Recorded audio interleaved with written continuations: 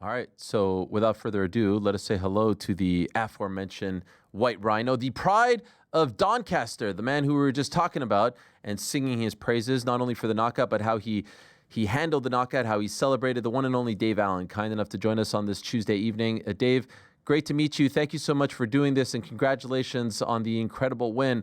I called it the greatest moment of your career. Is that a fair assessment? I think it is, but would love to hear it from you. Yeah, first of all, thanks for having me on. Got the kids to bed. I'm worse for wear. Um, and winning my career, I don't think it's out the Lucas Brown fight Yeah. for me personally. I'm from Doncaster, which is a little town up north. It's not the most glamorous place. And at 27, I headlined the biggest arena in the UK. Beat a guy that held a version of the world title. So for a kid at 27, and at 27, my life was pretty hectic. And to headline the O2, a kid from a little village, 3 or 4 hours up north, I don't think I'll ever top it, really. I was really proud of that, really, really proud of it. And I was happy with Saturday. It's really given me a springboard to finish my career and hopefully pick up a belt and definitely have some stability financially and otherwise. But the Lucas Brown night, I don't think I'll ever top it. Okay, and that's fair. And by the way, I always love how sort of brutally honest you are, especially from this vantage point. I was watching your video that you posted on your YouTube channel just about an hour or so ago, saying that you were tired of watching Peppa Pig with your kids. I've been there before, my friend. I've been there before. I get it. Sometimes it gets a little tiresome. But you did say something that really caught my attention there. You say you don't think you'll ever top that. You don't think you'll ever top that moment. You're red hot now. You're the talk of the town. Why can't you top it? Why can't you go on a 3, 4, 5 fight winning streak now and get back to the O2? Well, first of all, Pepper's rude, I think. You I think think she's so? rude. I think she's rude, yeah. She rubs me up the wrong way, to be honest. She irritates me a little bit. And probably more importantly, it'd be nice to talk that. Yeah, it would be nice. I just think when I was doing things in my 20s, I was doing them even though it was against all odds, really. Like when I boxed Johnny Fisher on Saturday, if I hadn't beat Johnny Fisher Saturday, I'd have been heartbroken, you know. Been boxing 17 years now, national amateur champion. When I turned pro, at least locally, everyone was like, this boy can, box for world titles. And that went down the wayside in my 20s. I got a little bit lost. Life kind of got in the way for me. But at 33 now, I have a normal life. I've got a family, I've got kids, I have stability, I have world class boxing coaches. Um, I should be beating Johnny Fisher. So I'm doing what I should be doing now. Finally at 33, I'm doing what I should be doing. So yeah, if I win the British title, that would probably top beating Lucas Brown at the O2.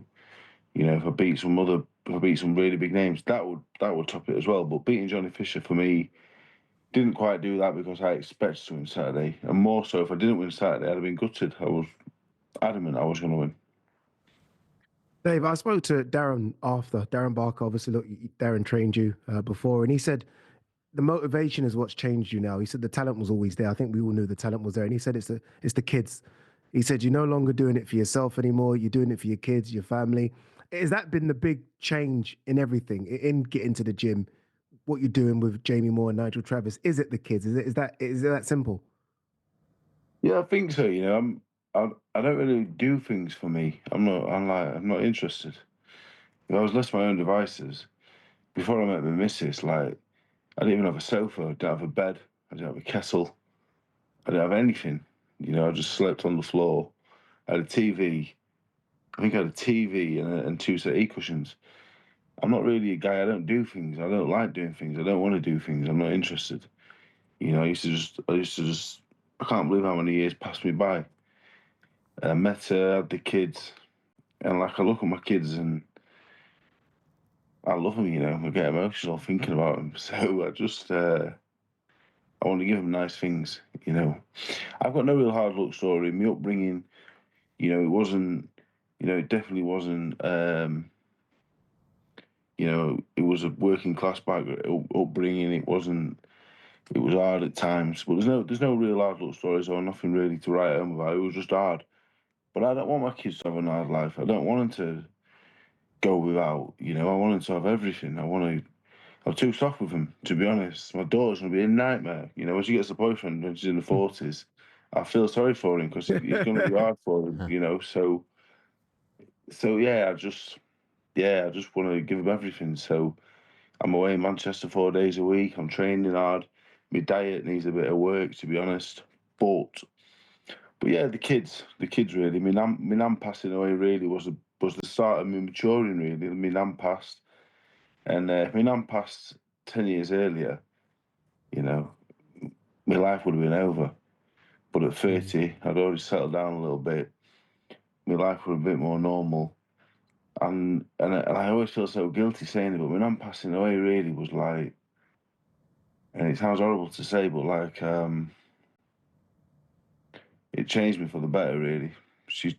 Her passing away changed me, matured me overnight, hardened me, um, broke me heart, but really showed me that, you know, yeah, it's hard to put into words really because it's not something I've ever had to put into words before, but really, yeah, difficult for me to put into words right now, but yeah, I'm a man now. I'm a man, and I've got kids, and I just want to go and do my best for them. I think it's this type of raw emotion, Dave, and I think I speak for everyone here. And this is the reason people get behind you. I was there, as you know, on Saturday, and you're walking out into what was Johnny Fisher's crowd. And normally you'd expect a few boos, and it wasn't there. And you walked out, and it was cheers as well. Like you've almost sort of turned his fans to love you as well, which I found fascinating. Are you surprised they took the rematch, considering that many people, I think most, thought you won the first fight? Are you surprised they didn't think, okay, we got away with that one, let's kind of move on to something else?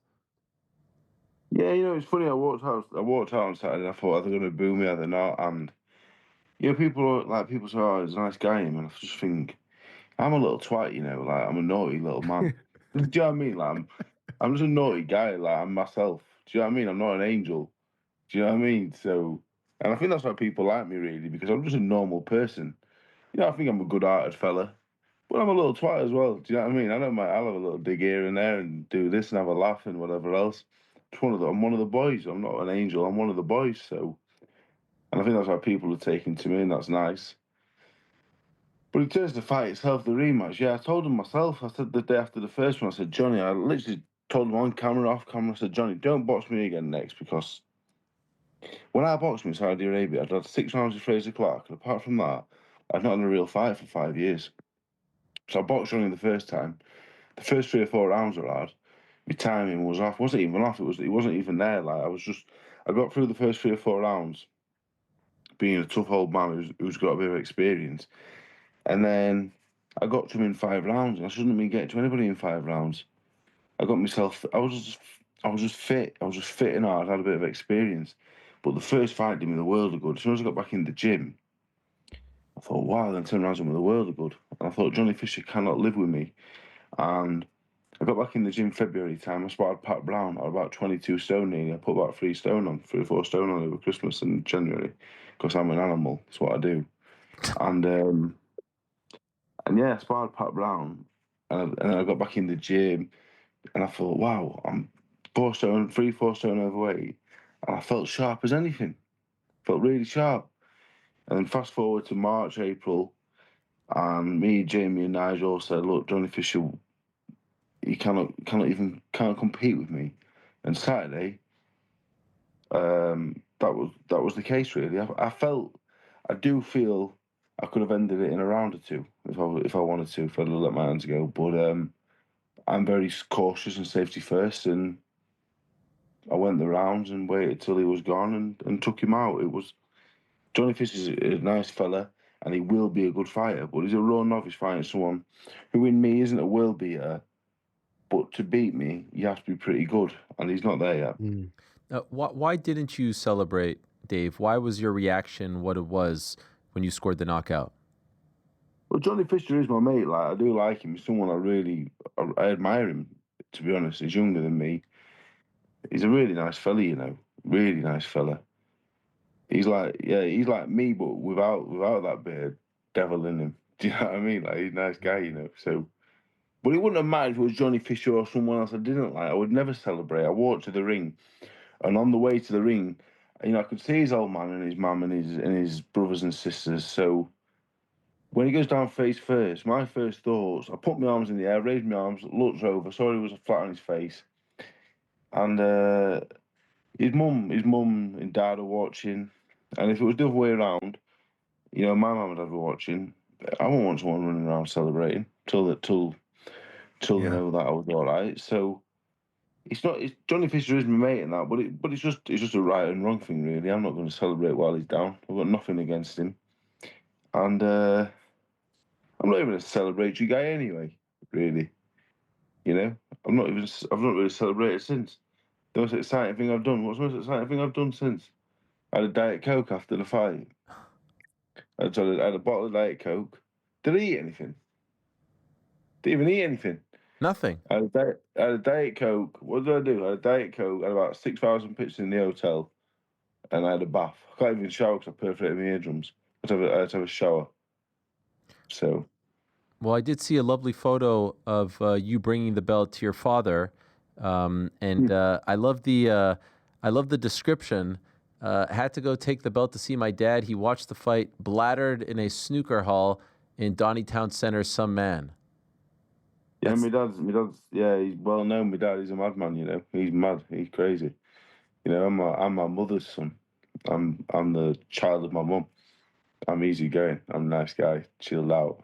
Yeah, my dad's a loony bin. That's why he's not allowed to come to the boxing. He'd have been Yeah, why not? He'd be probably be scrapping with Johnny Fisher's dad. I ain't got time for that. That's yeah. And you laugh, yeah. People laugh when I say that, but I'm serious. My dad will fight anybody. He used to have an Instagram account called Dave Allen Fight Any Man. You know, he'd fight anybody, that man. Yeah, he's mad, you know. So, but my dad was a good fighter as well. He had 100 fights, amateur and pro, box for England, 30 pro fights, never been stopped.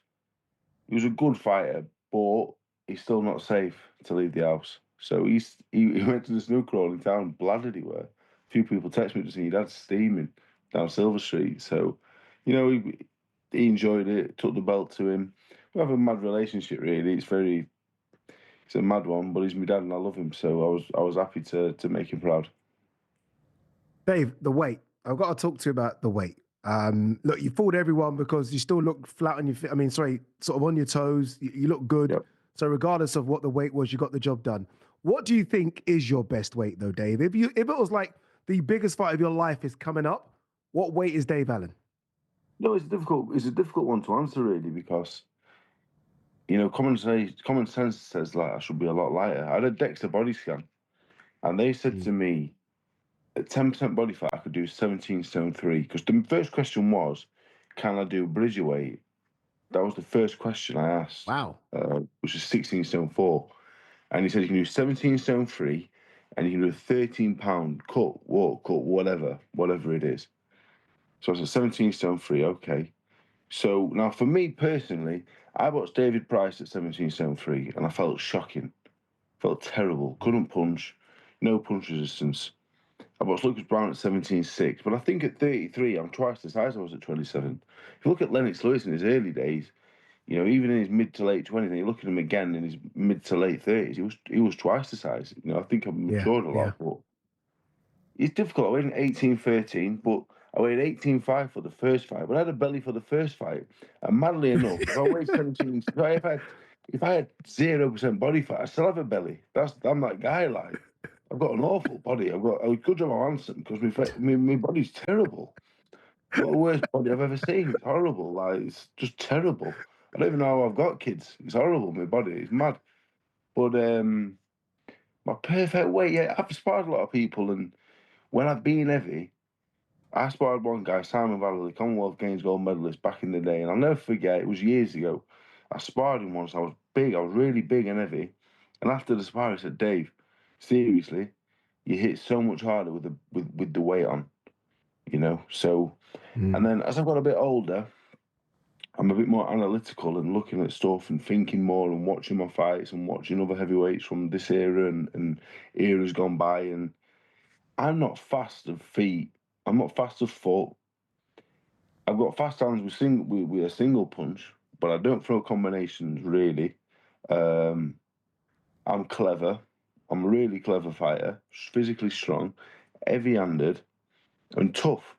So for me to even think about like having low body fat so I can be sharp, it makes no sense because that's not what I'm about. So there's no way I can be boxing under 18 stone because it takes away my advantages and it's just going to make me a little bit sharper when I'm not a sharp guy anyway. You know, so for me, I think anywhere between 18.5 and 18.13 the other day. If I weigh over 19 stone, when I'm taking the I'm eating, I ate for this fight anyway. My diet was probably 50-50 good and bad. But my weight for me isn't really a huge factor, I don't think. And the side when I was 18.5, I weighed in first thing in the morning. We did a ceremonial weighing. So I weighed 18.5 in the morning.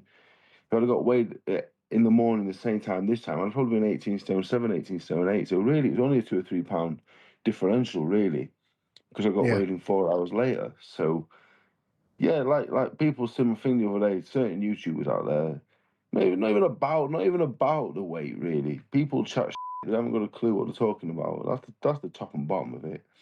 You know, not even the weight. The weight wasn't even a factor. The weight isn't a factor. £8 for a fella who walks around at 22 stone isn't a factor. I can get weighed on a Friday morning at the gym, and I can have a mad weekend, and I can go back to the gym Monday morning, and I put on between 10 and 16 pounds.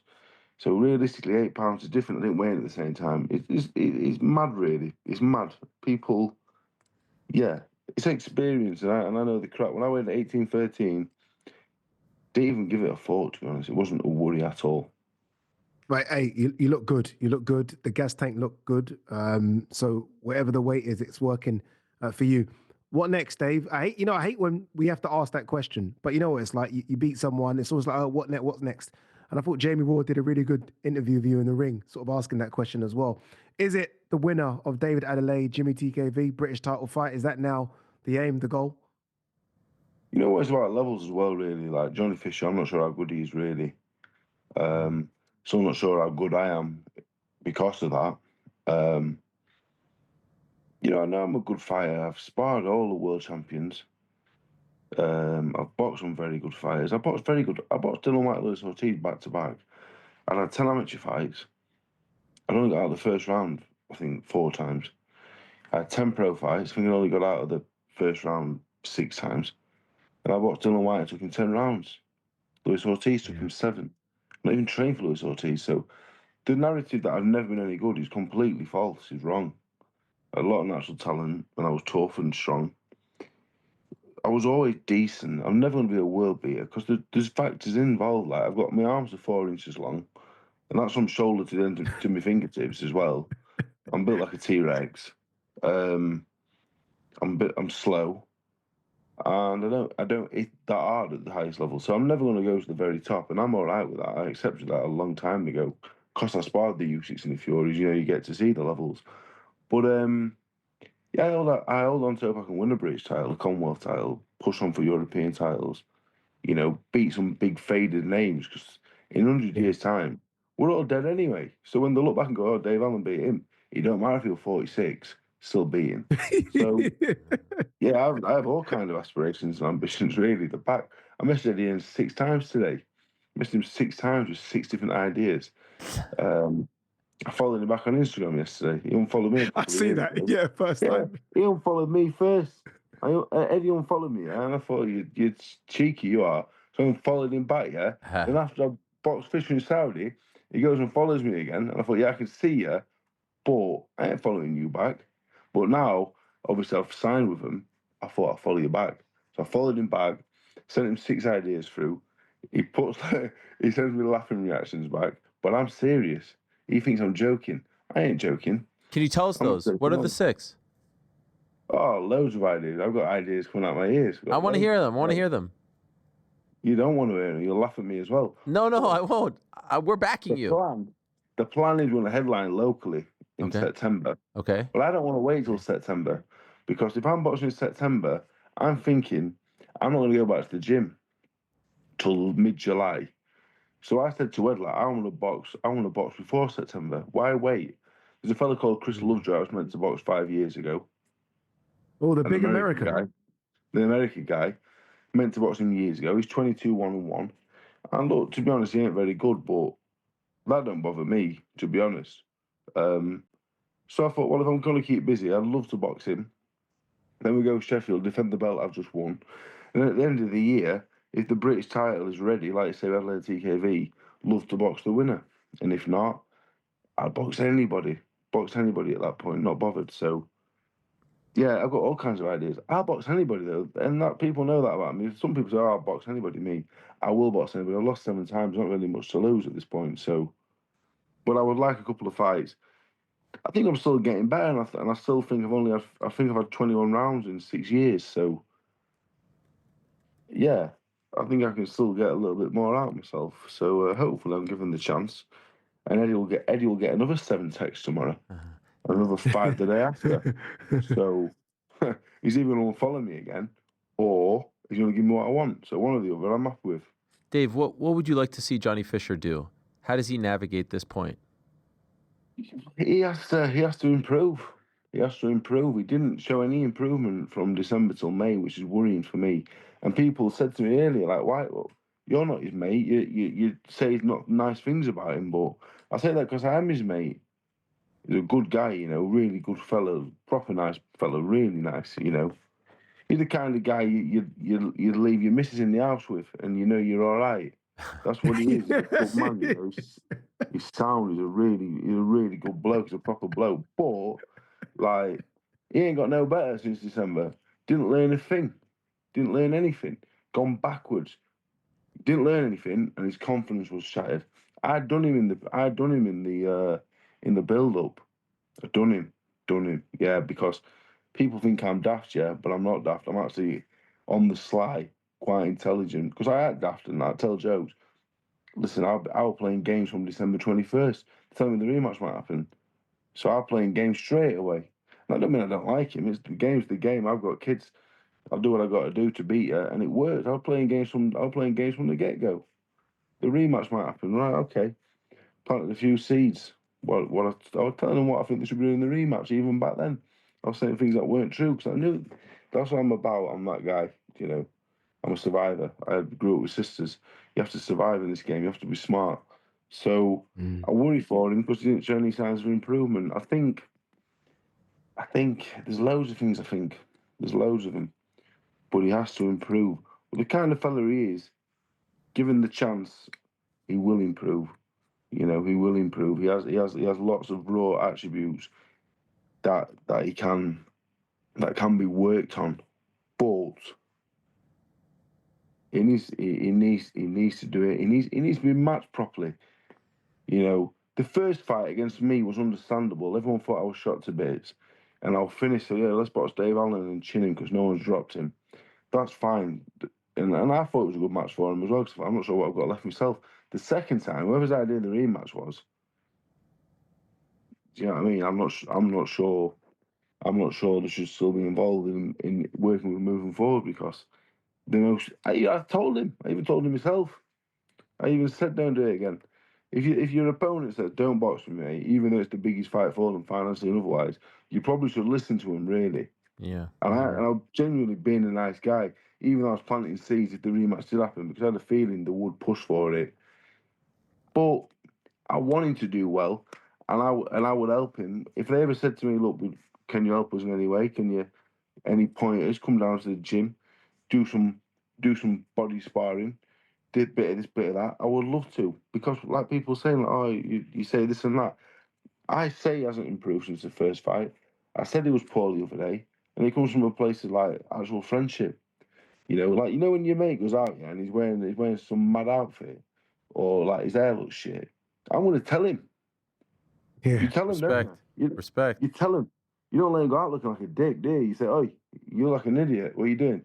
So it's only the same idea, really.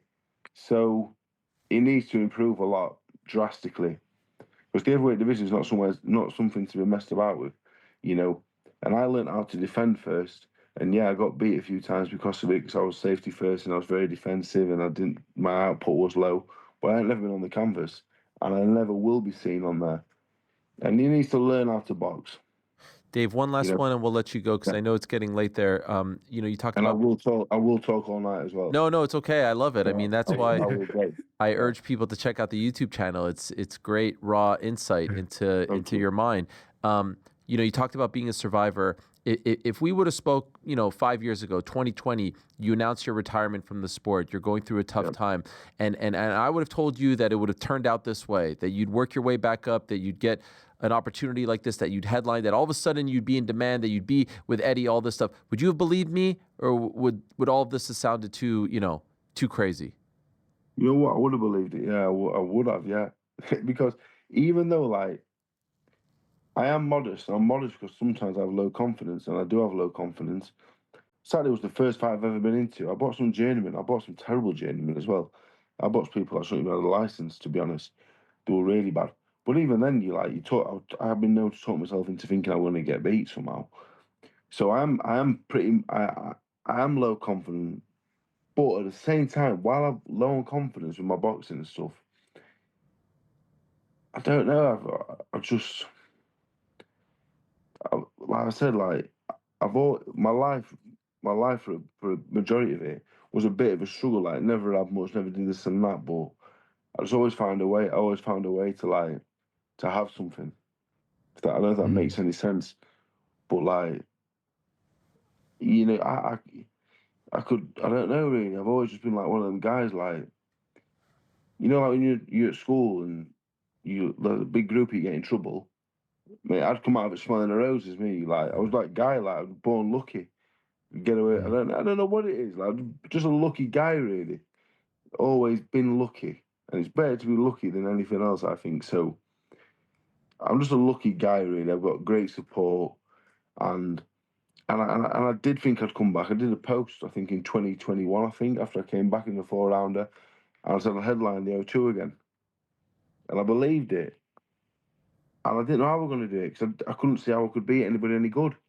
But I still thought I'd do it. I don't know. I don't really know. I'm not sure. I'm not sure. I'm not good at much, but I'm not. That's the thing with me. Like I'm not really good at anything, but I'm good at doing things and maths. And Yeah. maths. All right. I Maths. wasn't expecting that one, but I'm like a mathematician, genuinely mathematician. Wow. All right. That's what I do. That's my secret trick. That's my go-to. Like, Well, give me two numbers, and I'm there. Boom. 36 divided by 4. That's 9. But I'm talking like I'm a high level guy. I'm a high level. Like that's some. By the way, that was very quick. That was very quick. That was very quick. I thought I was giving you a decimal. I'm a maths guy. Like genuinely mathematician levels of maths. 81 times 2. 162. Yo, okay. Yeah, like no, I'm a serious maths guy. Like honestly, yeah, that's it. Yeah. 364 divided by 6. 364 divided by 6. Oh yeah, when that's you like start repeating. 60.75. All right, you're It's killing. a difficult question. Yeah, it's a difficult question. I was just trying to throw you off. Yeah, you're the man, right. Dave. Yeah. No, this was a great. Thank you. Yeah, this was a great chat. That. Good. Congratulations, all the best to you, and looking forward to what you do next. And I think you could get back to the O2. All right, stop being so down on yourself and self-deprecating. Although that's your charm. I like that about you. That is his charm. It's the word. I'm just going to say it right now. We're going back to the O2. Hell yeah! Yeah. All Yeah, right. we're going there. There you go. I love There it. you go. I love it. Thank you, Dave. Yeah, we're going. Have a good night's rest. Anyway. All the best. Cheers, Dave. Thank you. Bye-bye, everyone. Bye-bye. Bye-bye. The one and only, the White Rhino, Dave Allen.